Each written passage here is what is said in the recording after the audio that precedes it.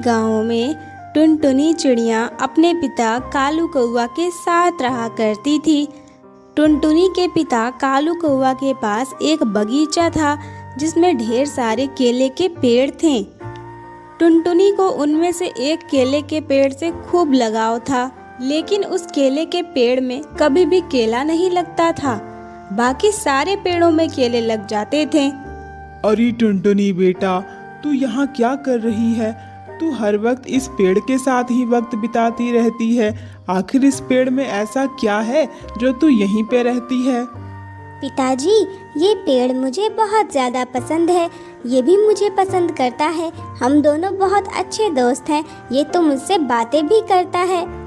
अच्छा बेटा, तुमसे पेड़ बातें करता है? चलो, बहुत मजाक हो गया, अब घर चलो, शाम होने वाली है। ठीक है दोस्त, मैं घर जा रही हूँ। मैं कल तुमसे मिलूंगी। रात में अपना ख्याल रखना। कालू कौवा टुनटुनी चिड़िया के इन बातों को बचपना समझकर नजरअंदाज कर दिया करता था। अब कई साल बीत चुके थे। टुनटुनी चिड़िया शादी के लायक हो जाती है। बेटा टुनटुनी, आज तुम्हें देखने के लिए लड़के वाले आने वाले हैं, तो अच्छे से तैयार हो जाना। और हाँ, आज बगीचे में मत जाना। तुमने पिछली बार भी ऐसा ही किया था। तुम्हें लड़के वाले देखने आए थे और तुम बगीचे में जाकर पेड़ के पास बैठी थी।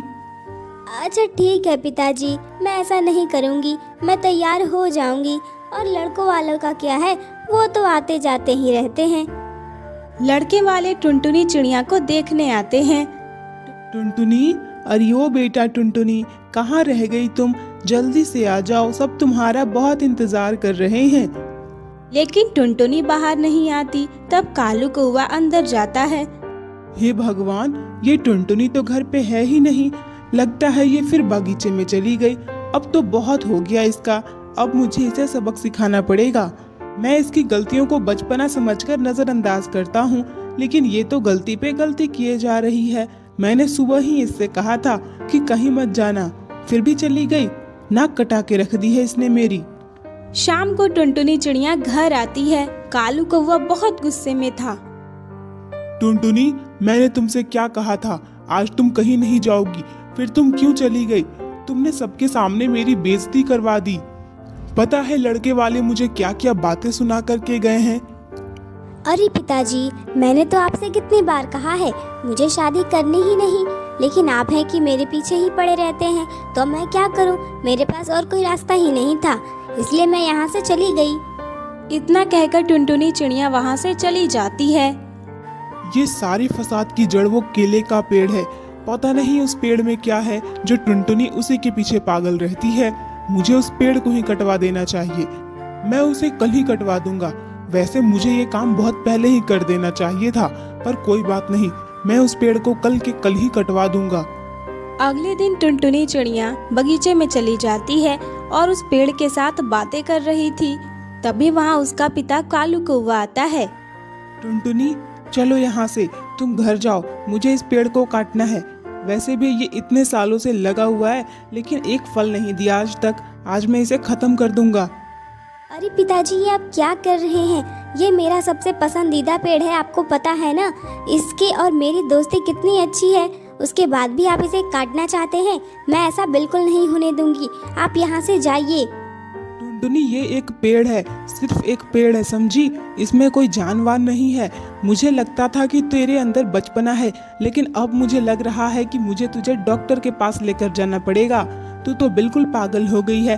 भला पेड़ पौधे भी बात करते हैं क्या? ये पेड़ तुझसे बातें कैसे कर सकता है? तेरा दिमाग खराब हो गया है। मुझे तेरा इलाज बचपन में ही करवा देना चाहिए था। टुनटुनी झूठ नहीं कह रही, टुनटुनी सच कह रही है।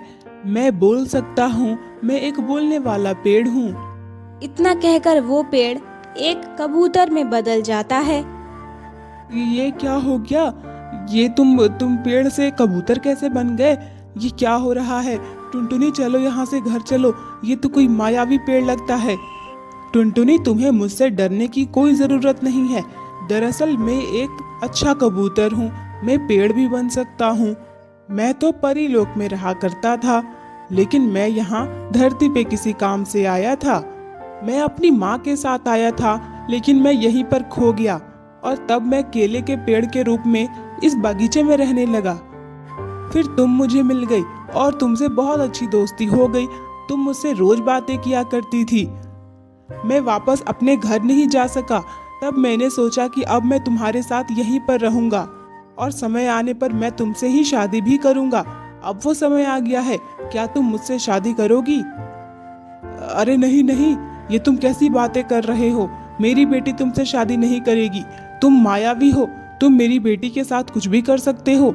चले जाओ यहाँ से, वरना मैं तुम्हें जिंदा नहीं छोड़ूंगा। पिताजी, आप ये कैसी बातें कर रहे हैं? अगर इसको मुझे नुकसान ही पहुंचाना होता तो ये इतने सालों तक क्यों रुकता? मैं इससे शादी करने के लिए तैयार हूँ। वैसे भी मुझे इससे बहुत प्यार है और हमारी दोस्ती भी बहुत अच्छी है। हम दोनों एक साथ बहुत खुश रहेंगे।